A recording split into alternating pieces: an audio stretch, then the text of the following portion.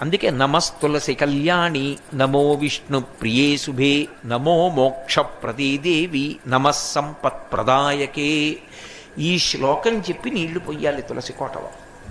ఎందుకు పోస్తారు అంటే తులసి ఒక్క దాంట్లో తులసి కోటలో నీళ్లు పోశారండి అంటారు ఇళ్లల్లో. చూడండి, అలా అనడానికి కారణం ఏమిటో తెలుసా?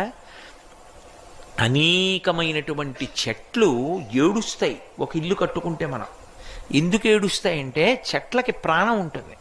ఆ ప్రాణం కూడా వాటికి ఎలా ఉంటుందంటే అది తొందరగా వ్యానం విడిచిపెట్టదు, దాన్ని అది పట్టుకుంటుంది చెట్టుని.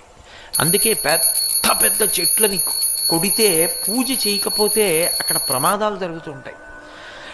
ఆ చెట్టుని పడగొట్టి కోసి తెచ్చి చిత్రియ పట్టి మనం తలుపులు కిటికీలు పెడతాం. అవి ఏడుస్తాయి. నన్ను ఇలా తీసుకొచ్చి పెట్టాడు, పచ్చగా చెట్టుగా ఉండేదాన్ని నరికి తెచ్చాడని. అవి పడు